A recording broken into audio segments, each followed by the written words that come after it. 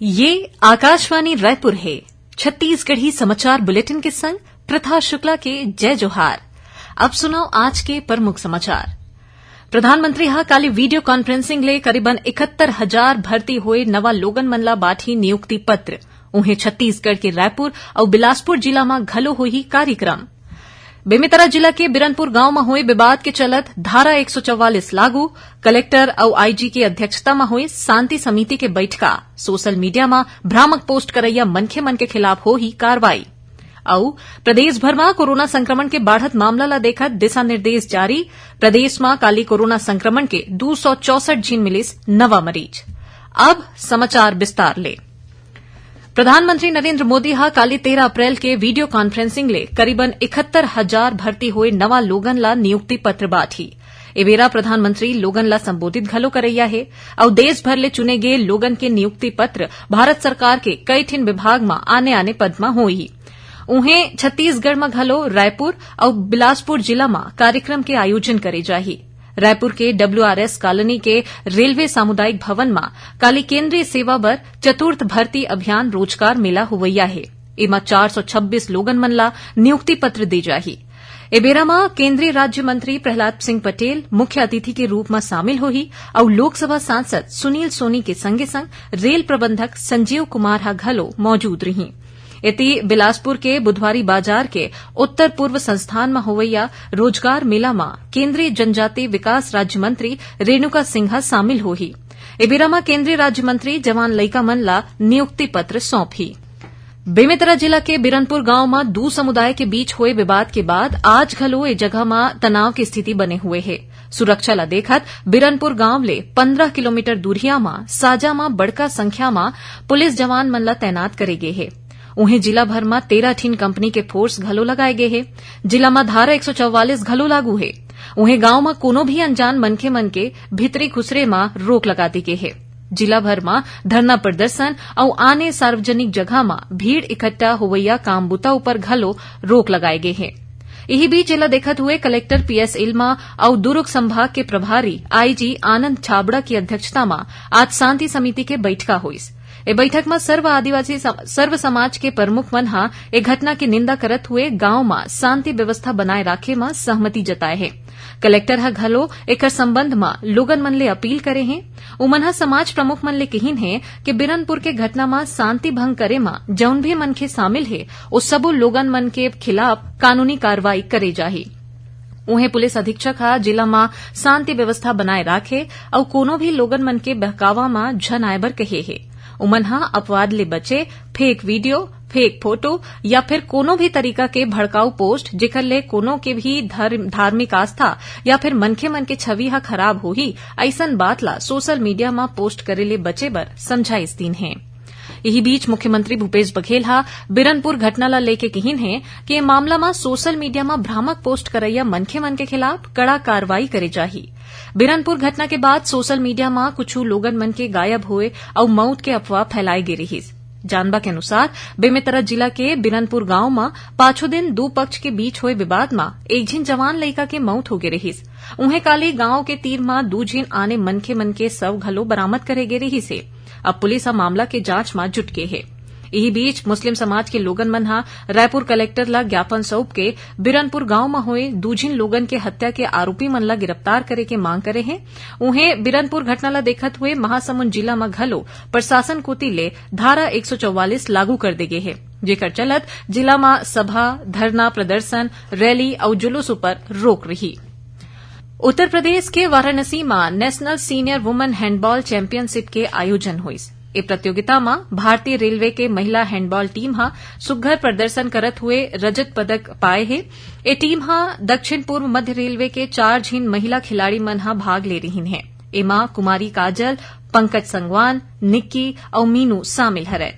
उन्हें राज्य स्तरीय अंडर 17 शतरंज प्रतियोगिता हा 19 ले 21 अप्रैल तक दुर्ग में होवैया है, जिमा भाग ले खातिर प्रवेश के आखिरी तारीख 16 अप्रैल है। छत्तीसगढ़ी समाचार बुलेटिन आप मन आकाशवाणी रायपुर ले सुनत हव।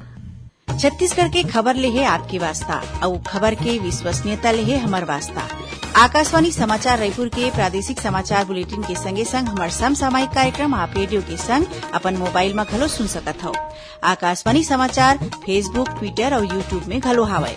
हमार फेसबुक पेज हरे Chhattisgarh news on AIR, Twitter handle CGAIR news और हमार यूट्यूब चैनल हरे छत्तीसगढ़ AIR न्यूज। तो अब रेडियो के संगे संग आपके मोबाइल के माध्यम ले हम आप तक पहुंचत हन। छत्तीसगढ़ के हर खबर पर सुनत रहो आकाशवाणी समाचार। अब आगू बढ़बो बाचे समाचार कोती।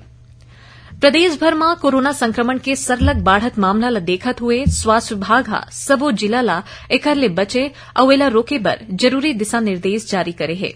विभाग हा कोरोना के संभावित मरीज मन के सैंपल के जांच में तेजी लाए बर कहीन है। संगे संग कोरोना ले बचे खातिर जरूरी प्रचार प्रसार के घलो निर्देश दीन है। स्वास्थ्य विभाग हा सर्दी खांसी ले पीड़ित मनखे मन के सरलग देखरेख करे अउ अइसन मरीज मन ला कोरोना जांच के घलो निर्देश दीन है।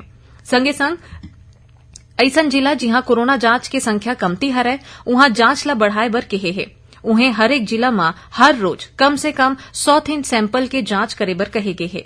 विभाग हा सबो जिला ला कोरोना संक्रमण के इलाज बर अस्पताल मन में बिस्तर, ऑक्सीजन, ICU, वेंटिलेटर और दवाई के उपलब्धता सुनिश्चित करे बर घलो निर्देश दीन। उहें लोगन मन ला भीड़ भाड़ वाले जगह में जाए बर बचे बर घलो कहे हे। यही बीच प्रदेश में काली कोरोना संक्रमण के 264 ठिन नवा मामला आगू आए हे। रायपुर जिला में सबले ज्यादा 54 झिन मरीज मिले हे त उहें राजनांदगांव जिला में 26 और सरगुजा जिला में 31 झिन लोगन मन संक्रमित पाए गए हे। अभी के बेरा में प्रदेश के औसत पॉजिटिविटी दर हा 6.35% हो गए हे और 727 झिन मरीज मन के इलाज प्रदेश के कतकोन अस्पताल और होम आइसोलेशन में चलत हे। ओती बीजापुर जिला के बाल आश्रम हिंगुम और छोटे पल्ली में 18 झिन लइका मन ला कोरोना ले संक्रमित पाए गए हे। भैरमगढ़ के BMO संदीप कश्यप हा बताइन कि सबो लइका मन ला क्वारंटाइन कर दे गए हे। राज्य सरकार हा आयुष्मान भारत प्रधानमंत्री जन आरोग्य योजना और डॉक्टर खूबचंद बघेल स्वास्थ्य सहायता योजना के तहत अस्पताल ला क्लेम राशि के भुगतान के समीक्षा हर 3 महीना में करे के निर्देश दीन है।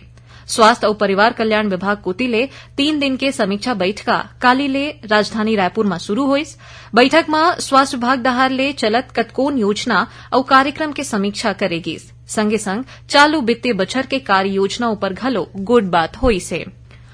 मुख्यमंत्री भूपेश बघेल हा काली 13 अप्रैल के जगदलपुर में होवैया भरोसे का सम्मेलन में मुख्यमंत्री आदिवासी परब सम्मान निधि योजना के शुभारंभ करैया है।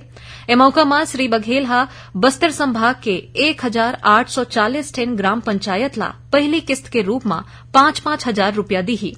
ए योजना के चलत आदिवासी परब और तिहार के आयोजन बर राज्य शासन डहार ले ग्राम पंचायत ला अनुदान दी जाही। मुख्यमंत्री आदिवासी परब सम्मान निधि योजना के चलत अनुसूचित क्षेत्र के गांव में जनजाति के उत्सव, मेला, मड़ई, जात्रा, परब, सरना पूजा, देवगुड़ी, नवाखाई, छेरछेरा, अक्ति, हरेली जैसन कतकोन तिहार और संस्कृति ला संरक्षित करे के उद्देश्य ले हरेक ग्राम पंचायत ला हर बछर 10,000 रूपया के अनुदान राशि 2 ठिन किस्त में दे जाही। अपन बस्तर प्रवास के बेरा मुख्यमंत्री हा काली 129 करोड़ रूपया के आने विकास काम के लोकार्पण और भूमि पूजन घलो करैया है। एमा चित्रकूट जलप्रपात में लाइट और साउंड शो और संगे संग 7 थिन नल जल योजना समेत कतकोन काम शामिल है। मन की बात कार्यक्रम के 100 ठीक एपिसोड पूरा होए में भारतीय जनता पार्टी के प्रदेश इकाई डहार ले कार्यक्रम करे जाही। भाजपा हा 100 के संख्या में लोगन मन के संग ए एपिसोड ला सुने बर कार्यक्रम करही। एकर बारे में काली भाजपा प्रदेश कार्यालय कुशाभाऊ ठाकरे परिसर में संगठन जिला प्रभारी और सह प्रभारी मन के बैठका होइस। आखिर में प्रमुख समाचार एक घाव फेर। प्रधानमंत्री हा काली वीडियो कॉन्फ्रेंसिंग ले करीबन 71,000 भर्ती हुए नवा लोगन मन ला बाठी नियुक्ति पत्र। उन्हें छत्तीसगढ़ के रायपुर और बिलासपुर जिला में घलो होही कार्यक्रम। बेमेतरा जिला के बिरनपुर गांव में हुए विवाद के चलत धारा 144 लागू। कलेक्टर और IG की अध्यक्षता में हुई शांति समिति के बैठका। और प्रदेश भर में कोरोना संक्रमण के बढ़त मामला ला देखत दिशा निर्देश जारी। प्रदेश में काली कोरोना संक्रमण के 264 ठिन मिलिस नवा मरीज। एकरे संग छत्तीसगढ़ी समाचार बुलेटिन इहे सिरावत है। जय जोहार।